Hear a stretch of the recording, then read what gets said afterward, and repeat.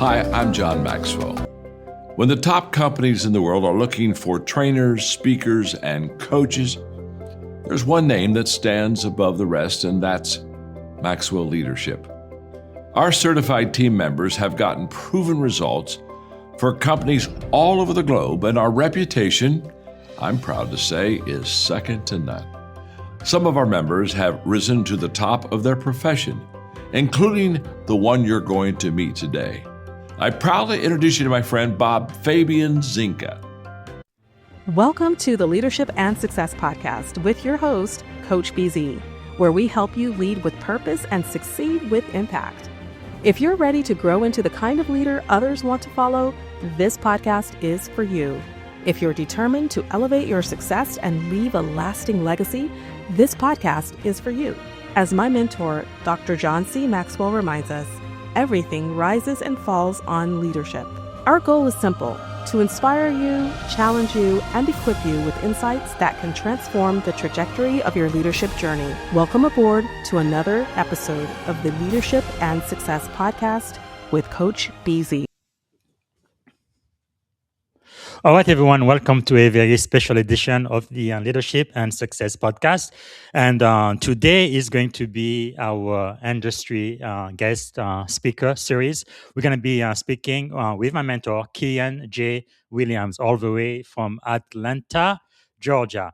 All right, for today, I am really grateful and privileged and honored to be speaking to Keyaan. I think everybody who knows him feels the same way. Today, we are going to challenge one of the biggest assumptions in cybersecurity, that more controls equal more security. That is not always true. In reality, most organizations don't fail because they lack tools, frameworks, or controls. They fail because when it matters most, when decisions become consequential, governance breaks down. So that's why I'm excited to introduce our next industry guest speaker, Keyaan J. Williams. Keyaan is the Managing Director of CLASS-LLC, a global management consulting firm focused on risk governance, executive education, and board-level decision-making. He is also a distinguished fellow at the Enterprise Risk Quantification Institute and a trusted advisor to boards and senior executives navigating complex risk environment. I remember when I took the class and passed the EC Council on CISO exam, the Certified Chief Information Security Officer. Keyaan was actually one of the few people who actually wrote the book on the subject matter, right, for new CISO. So he is a CISO of CISOs. So I'm so glad that he is here. And what really makes Keyaan's work different is this, right? He doesn't just talk about cybersecurity. It translates risk into decision-ready insight for leaders at the highest level of the enterprise, from the boardroom to C-level executive and all the way down. He operates where many of you will one day operate, at the intersection of risk, leadership, and enterprise value. Today is going to walk us through a powerful framework, rules of risk governance. This isn't about a dashboard. This is not about compliance checklist. This is about answering fundamental questions. Why does the enterprise exist? How is value created and protected? And who owns the consequences when uncertainty becomes loss? And you will hear his framework define 7 non-negotiable rules, including governance begins with purpose, not control. Authority must match accountability. Risk acceptance is a leadership decision, not a technical one. And governance must hold under stress. One of the most important takeaways from this work, I believe, is cybersecurity professionals don't just protect system, but they must also enable leadership to make informed decisions about risk and value. And I believe that requires a shift from being a technical operator to becoming a translator, an advisor, and a leader. And you listen today, I want you to think about this. If you were sitting in the boardroom, could you explain risk in a way that shapes business decision? Because that is really the difference between a security engineer and a security leader. Please join me in welcoming Keyaan J. Williams as he challenges us to think beyond controls and into governance, accountability, and leadership. So without any further ado, please help me welcome Keyaan J. Williams. All right, Keyaan, how are you doing today? I'm doing well. I feel like I'm about to step into the ring and do a championship boxing. Thank you for such a kind and wonderful introduction. Absolutely. So the floor is all yours, my friend. Sure. For those who have heard me speak before, one of the things that I like to avoid is using slides. Mhm. Because I don't have any slides, what I invite you to do is organize your notes into four sections. Section number one focuses on the answer to the question, what is governance and why does it matter? Section number two, if you're taking notes, what is risk governance and how is it defined? Section number three will then lead into the 7 rules of risk governance and how they apply in a real context. And then section four, BZ sent me a couple of student questions in advance, and I'll give a high level overview, and then the floor will be open for any additional questions, comments, or concerns. I'll give you some background to this conversation before I jump into the 4 areas that I prepared in advance. Most of what I'm sharing with the audience today is a combination of 30 years of interesting experience. I had the privilege of serving in the United States Army Chemical Corps, so I was a nuclear, biological, and chemical weapons specialist. I worked at the Centers for Disease Control and Prevention for 12 years as a contractor, as a federal employee. I had the privilege of being in charge of significant financial investments in public health systems.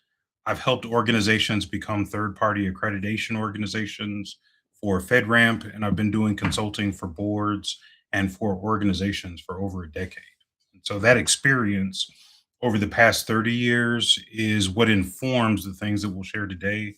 BZ mentioned that we met in part through the EC Council Certified CISO program. A lot has changed from the time that I contributed to the original book to the perspectives that I have now.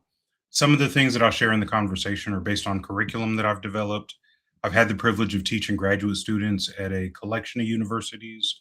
I also had the privilege of doing corporate training for board directors and corporate executives. So I've done everything that I can to pour my heart out into this conversation today to make sure that people learn as much as possible from the time that we have available. If we start with governance and why it matters, I think this is a very important question because a lot of people who use the word governance are defining management activities. There is a book called Corporate Governance Matters that says governance and management are two sides of the same coin, but it's important to make sure that if we're talking about governance, we're talking about how the senior people within the organization, the board, and the corporate officers defined by the SEC Act, who have accountability and authority to direct and manage the business, are making decisions about the direction of the business, the strategy of the business, the culture, the outcomes, everything that's going to be produced, and ensuring that the business delivers to its stakeholders whatever they promised.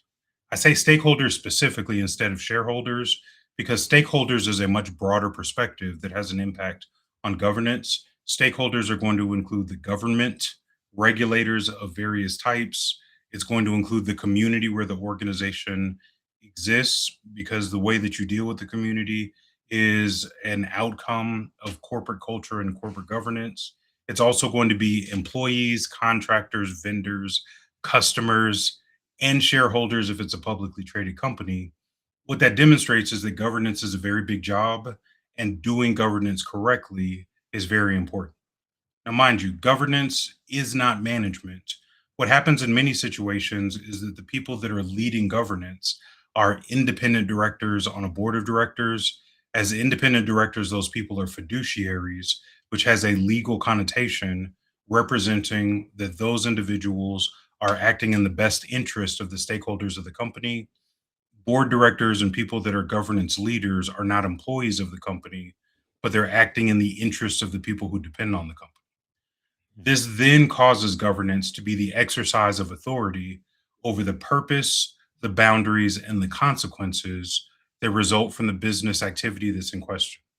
I say business activity, but this could apply to a nonprofit organization. It could apply to a military organization. BZ and I were both in the military. It could apply to a commercial organization. But governance is governance. Governance is about direction and accountability and evaluating performance. And management is management, which focuses more on execution. So management is going to execute, governance is going to decide. Management is going to optimize outcomes within constraints. Governance is going to define which constraints are acceptable, which constraints are non negotiable, and the boundaries within the organization is going to operate.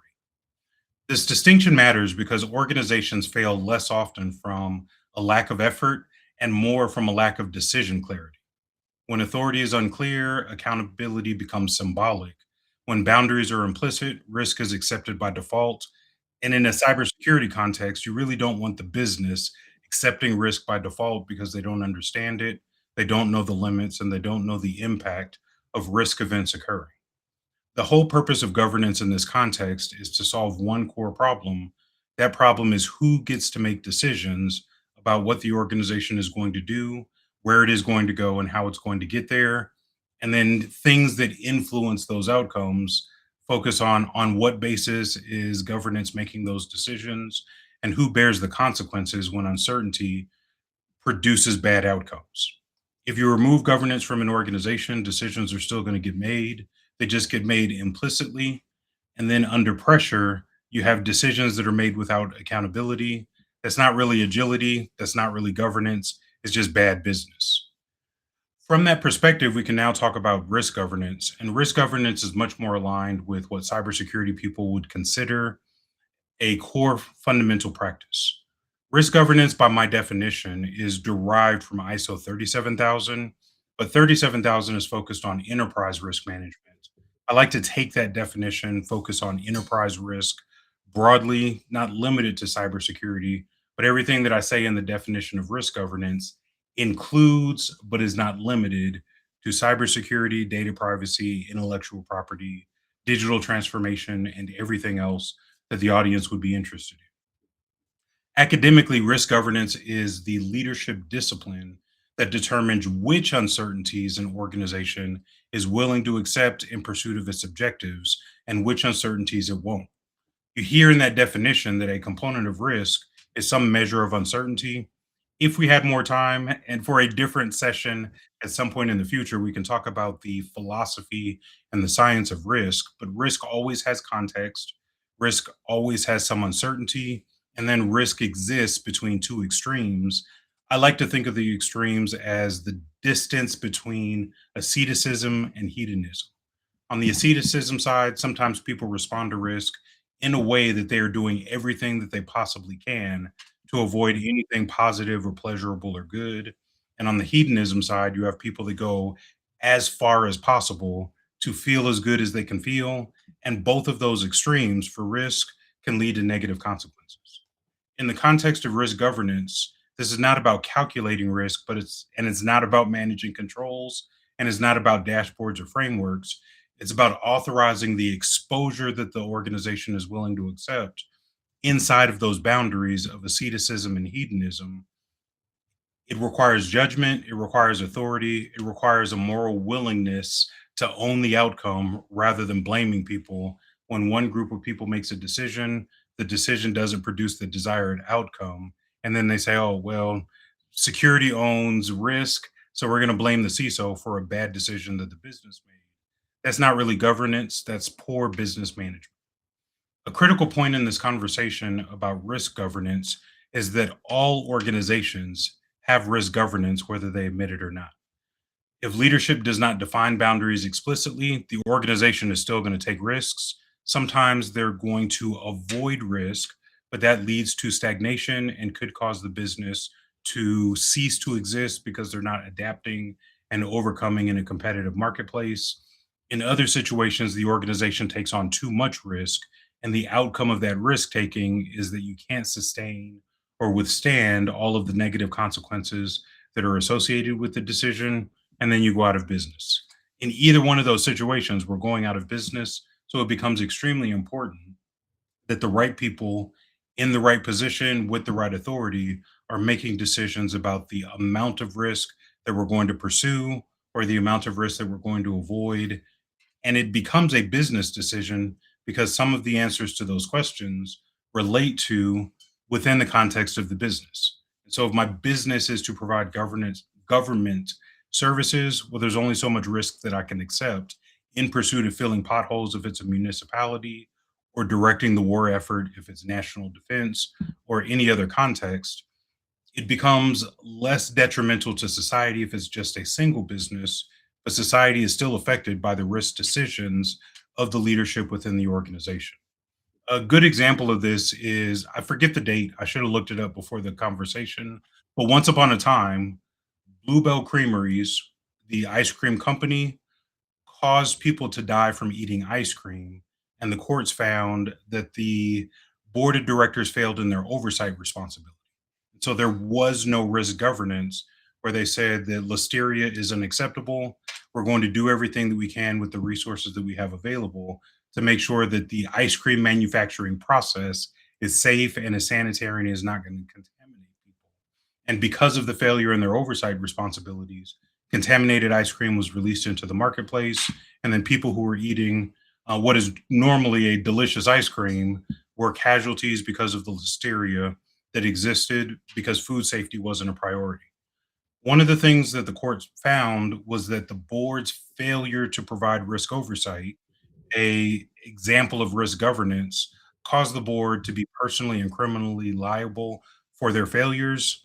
And what I anticipate is that at some time in the future, because we keep having cybersecurity incidents day after day, week after week, month after month, year after year, eventually the courts are going to say, given your fiduciary duty for the duty of care that says that you are going to be competent and knowledgeable to do what other people would in the same circumstances with the same resources, eventually it's going to be untenable that the board of directors is not an active and engaged participant and oversight for cybersecurity risk or technology risk or digital innovation or anything else.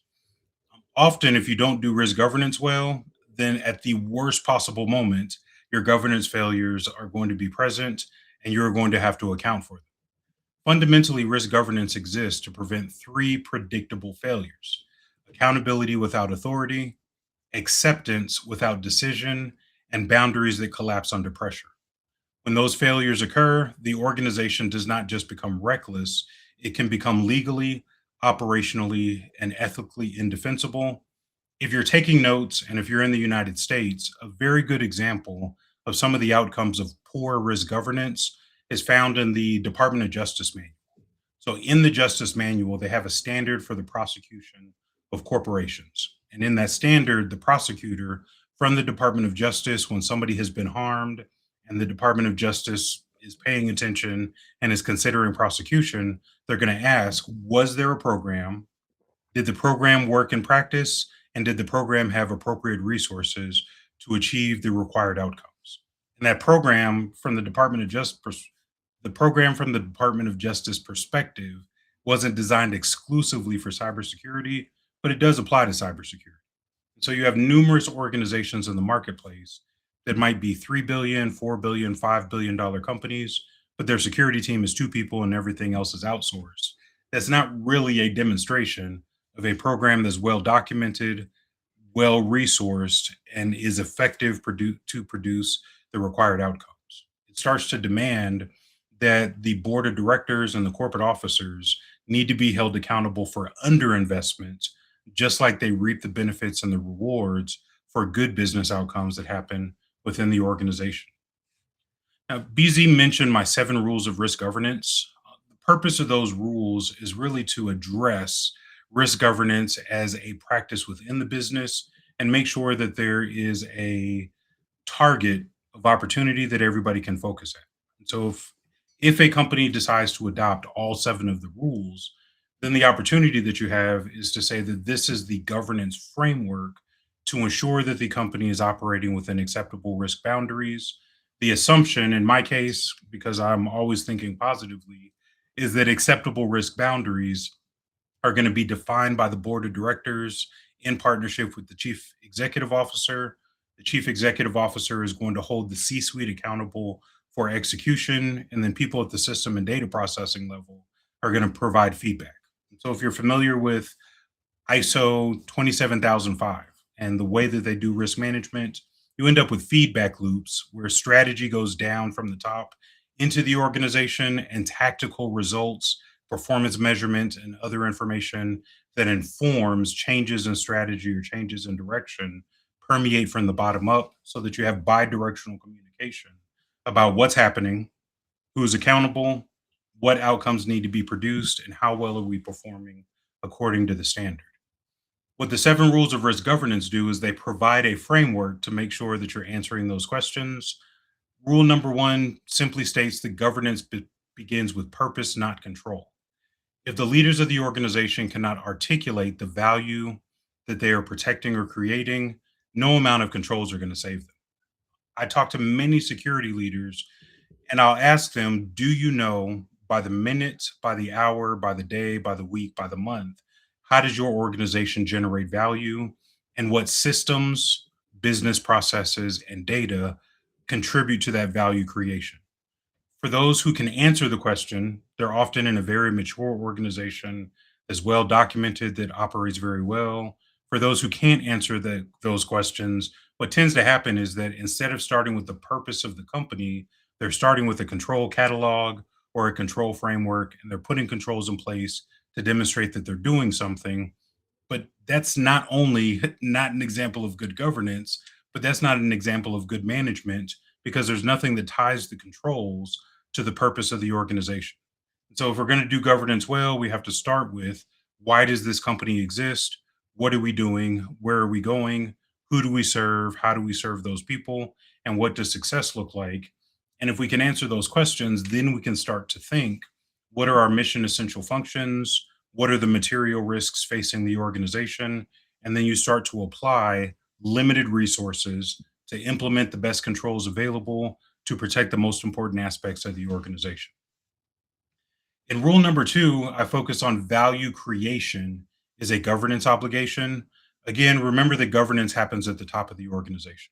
So the board of directors is going to contribute to the creation of value within the organization.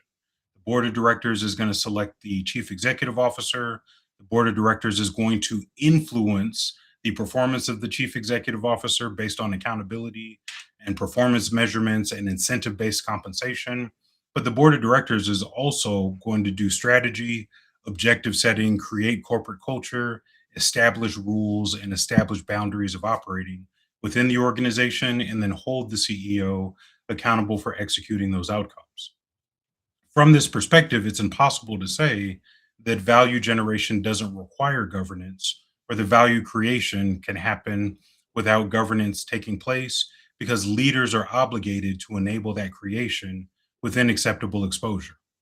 If you avoid that part of the process, you can generate value, but you can also destroy the legitimacy of the company or the growth of the company because there's no oversight, there's no direction, and people are doing things in an ad hoc and independent way that doesn't have any oversight that leads to a measurable or expected outcome. In Rule 3, I focus on the idea that authority and accountability must be matched. When the rules were created, I wasn't thinking about cybersecurity people, but in a cybersecurity context, this becomes even more important than the context that it was designed for, because there are a lot of chief information security officers or other technology executives that feel immense pressure from the organization to make decisions on behalf of the organization, but they don't have the authority or the accountability to make those decisions. It produces negative consequences from both sides of the house. On the governance side of the house, if the board is apathetic and disengaged in oversight of enterprise risk that includes cybersecurity, what tends to happen is that a issue that's brought to the board causes the board to say, that's not my problem, talk to the CISO. From the CISO's perspective, if the CISO is making decisions that belong to the board and the corporate officers and the CEO, when that decision is not effective or there's a problem, then the chief information security officer is going to be held accountable for something that the CISO didn't have the authority to decide on behalf of the business. And then the CISO becomes blamed for outcomes that the CISO couldn't control. This is broken governance by design. Escalation is a good thing. The idea is that the CISO sits outside of the 3-tier organizational structure that's defined by the National Institute of Standards and Technology in Special Publication 800-39. At the top of the organization, all the decisions are made. That's called Tier 1. At Tier 2, you have what NIST calls the mission and business process. In commercial terms, that's just the C-suite, where you have dedicated executives that are leading lines of business. So you have a chief financial officer. That person is responsible for public accounting disclosures, and all your accounting information systems. The chief marketing officer is brand establishment and all the marketing technology. The chief information officer is all of the information technology within the organization. Those people at tier two are supposed to execute the strategy that was defined at the board level, not decide for the entire company where we're going and how we're going to get there. If we do it out of order, then authority is incorrectly engaged and it leads to significant material risk for the organization. In rule number 4, I state that risk acceptance is a governance act. The idea here is not that we're going to have a risk acceptance letter that people sign. They're not held accountable for their signature that's on the paper, and it just becomes an artifact that does not lead to a positive outcome. Risk is not accepted because it's tolerated. Risk should only be accepted by explicit authorization by somebody who has the authority to bear the consequences of the decision and within boundaries that are clearly acknowledged, which again reinforces why it's important for the board and the corporate officers in partnership with the chief executive officer to say these are the acceptable boundaries. And then any risk acceptance is formal documented authorization to operate in excess of the boundaries that were established. Now, I've said a lot about boundaries, and Rule 5 speaks to that. Rule 5 just states that risk boundaries define the enterprise. Boundaries are expressions of identity and values. They say what the organization will not trade away, even under pressure. Dashboards describe performance, but dashboards are not risk boundaries.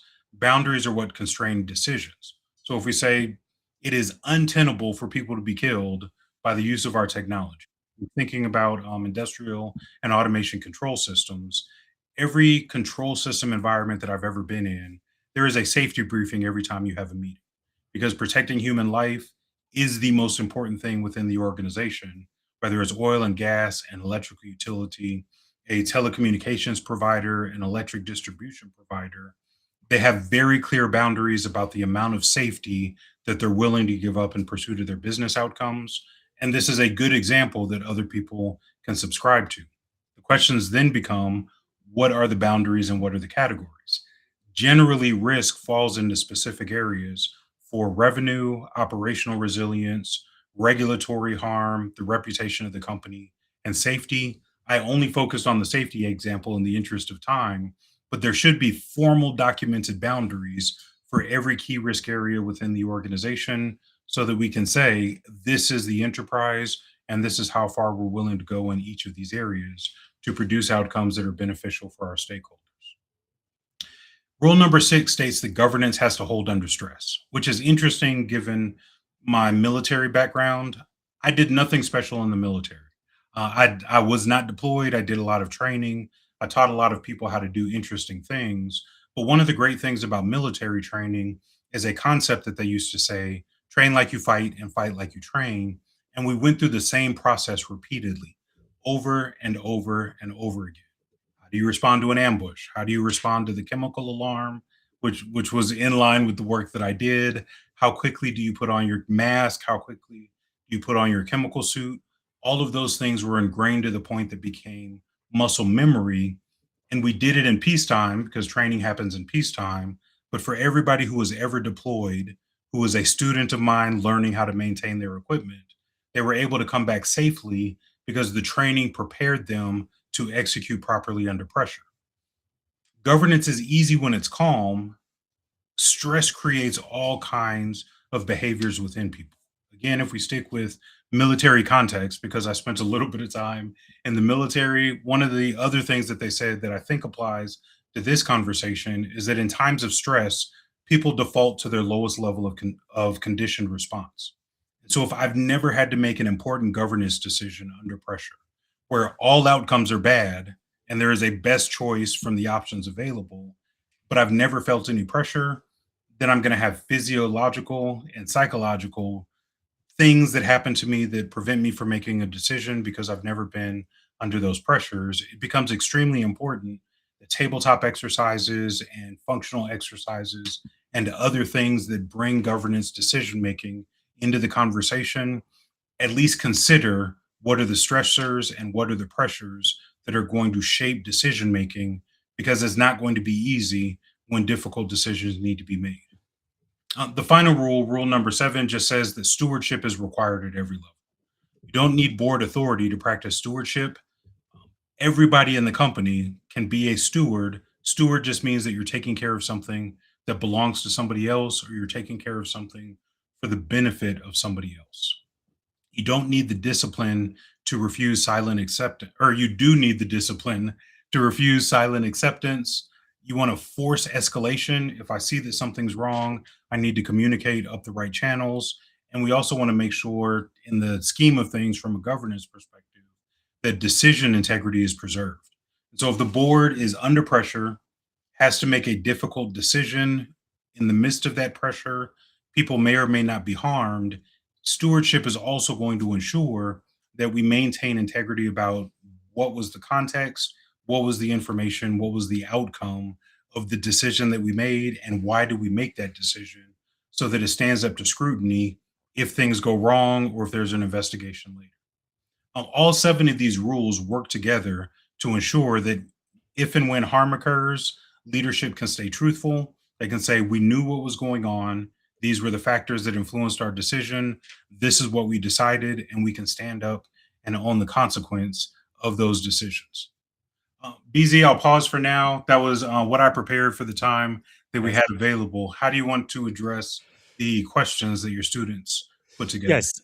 Thanks so much. This was really, really fantastic. Not just for the student, but I think for veteran CISOs too. We can definitely learn a lot from that. I know you didn't plan to do this, but for all of the CISOs that you still train, I know from time to time I am in your cohort. How can they reach out to CLASS-LLC and be part of your training?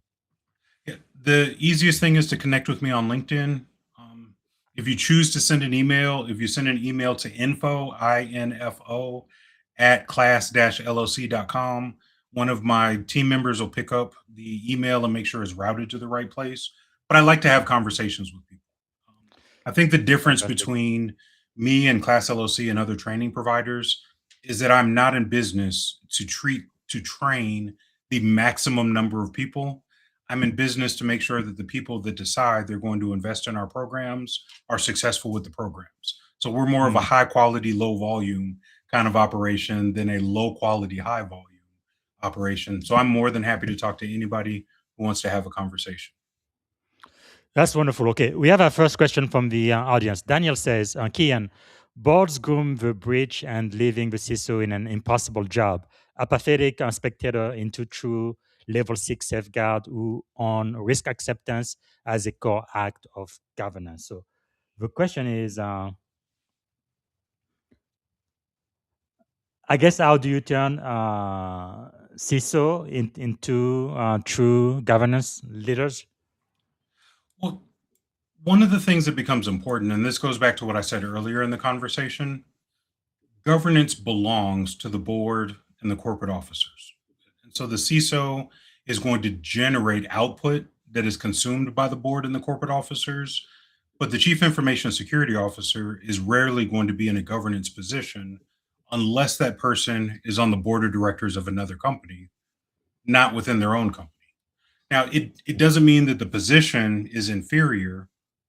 All I'm highlighting is that the act of governance is different than the act of management.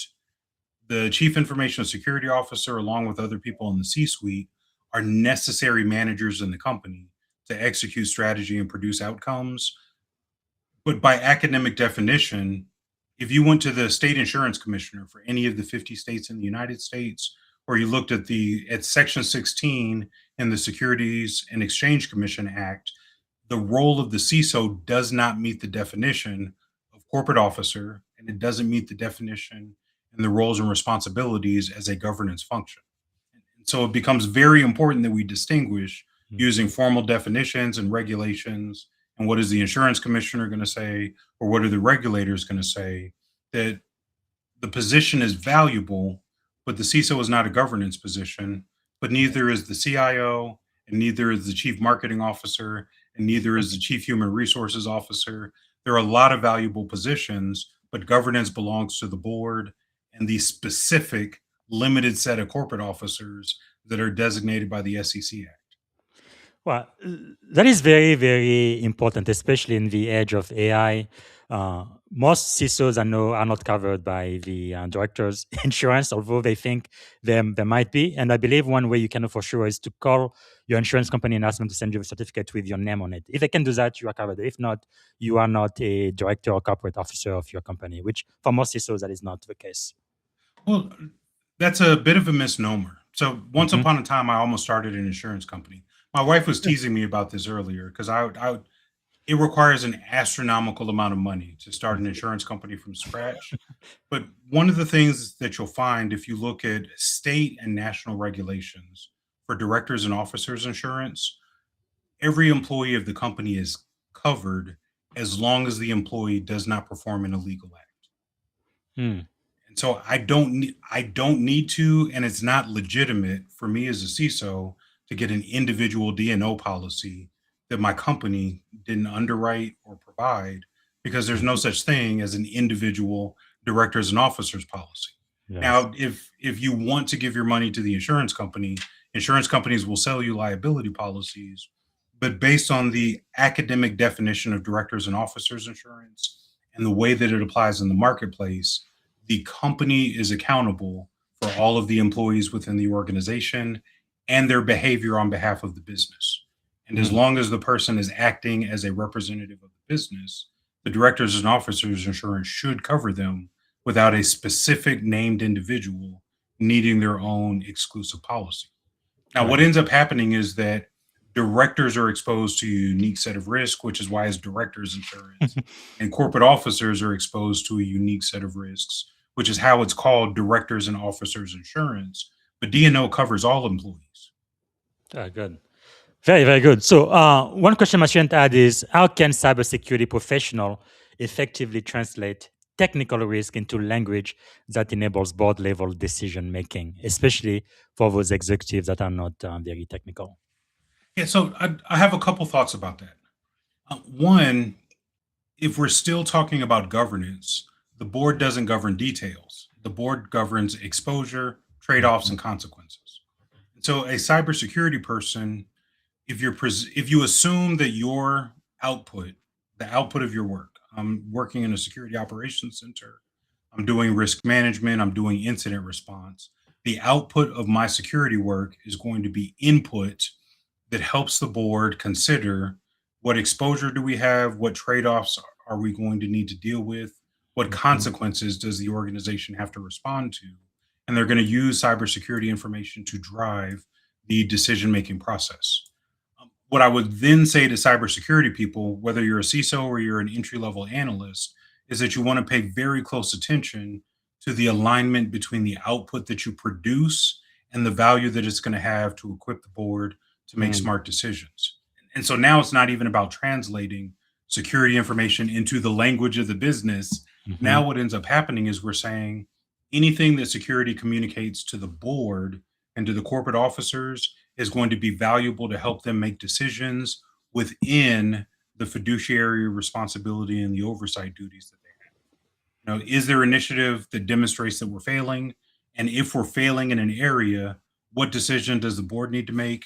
And what information needs to be provided so that they can choose between multiple options? Anybody at any level of security can do that. That's not exclusive to the CISO.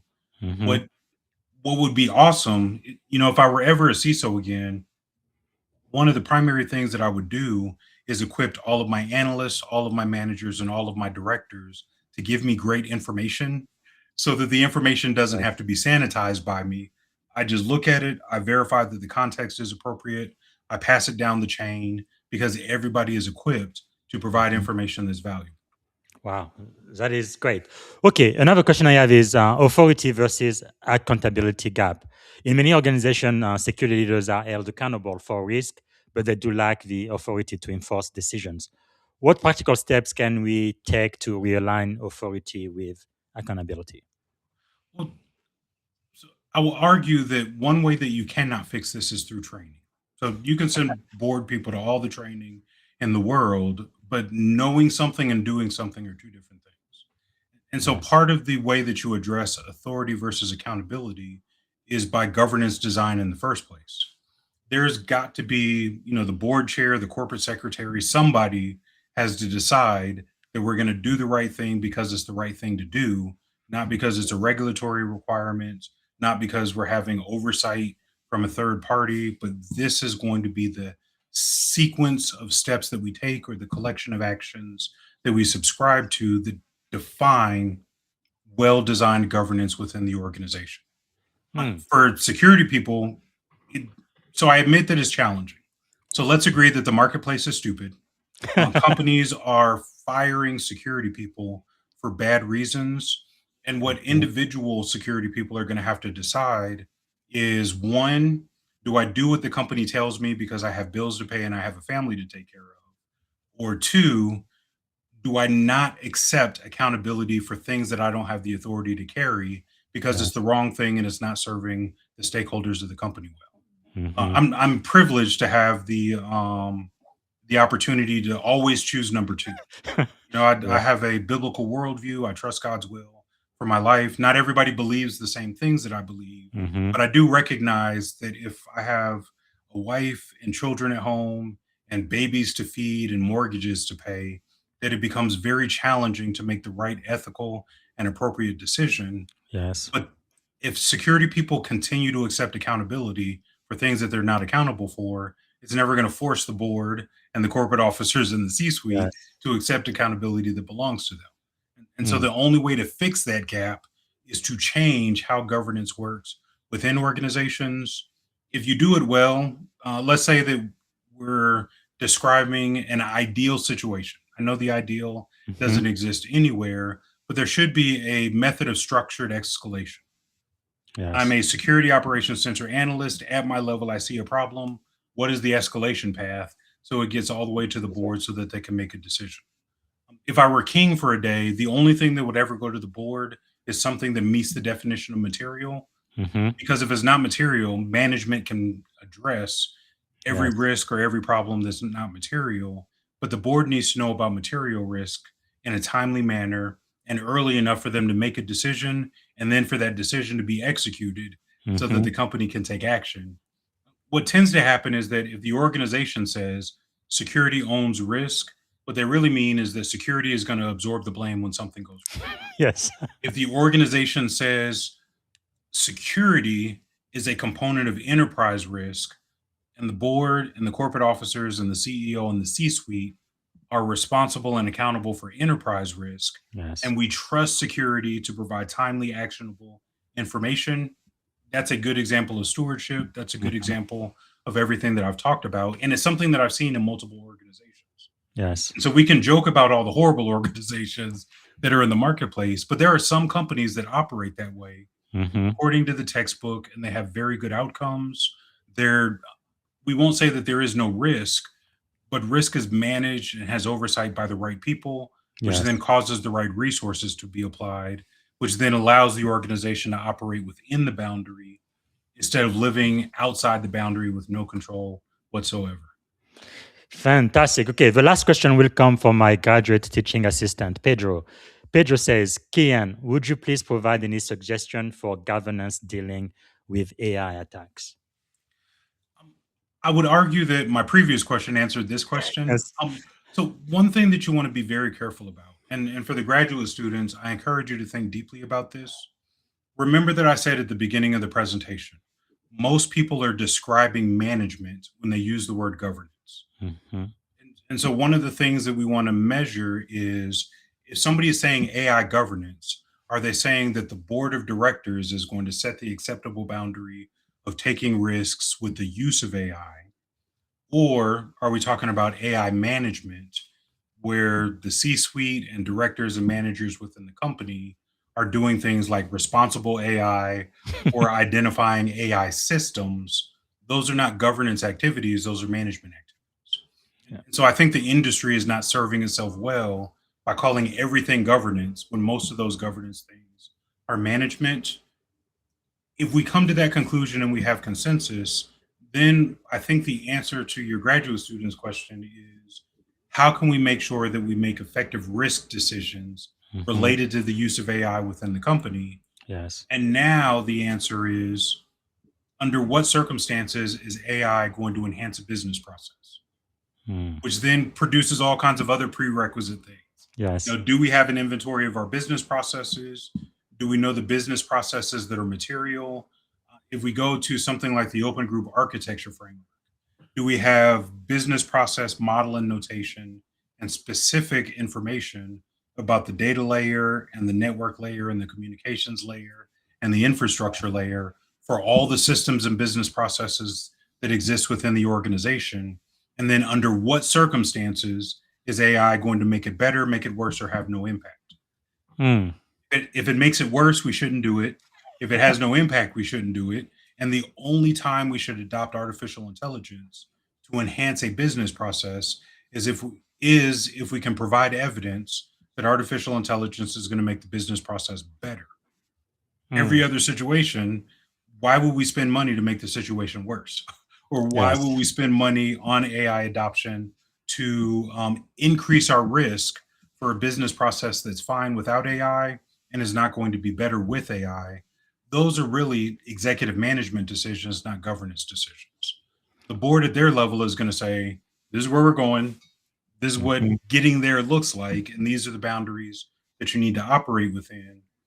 Based on that perspective, that's how I argue that what we're calling AI governance is really AI management, and it Mhm. requires appropriate, well conceived decisions from the leadership of the organization, but that doesn't really go all the way up to the board level, in my humble opinion.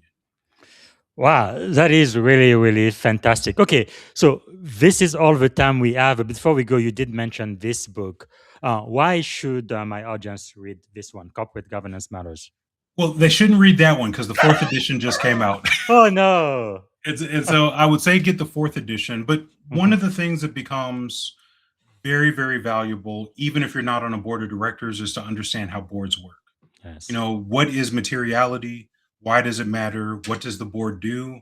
The more that I understand about my stakeholders within the organization, the better I can frame the problems that we face, and I can make recommendations on how we're going to solve those problems. That becomes very, very valuable.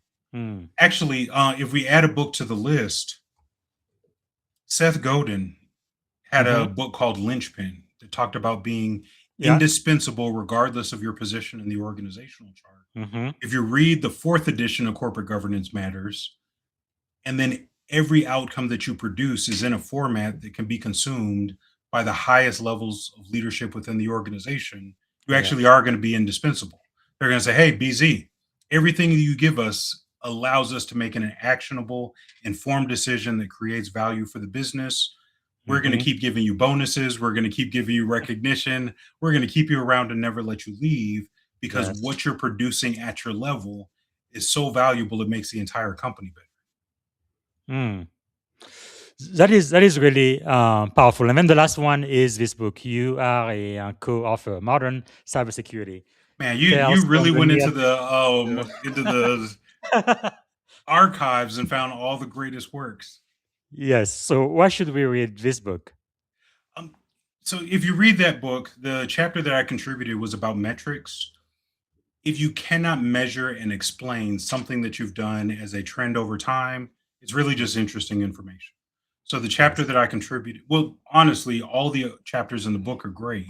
I think my chapter is great because a lot of people struggle with metrics. So I did put a Yes. lot of thought into performance measurement and metrics and what is going to drive decision making.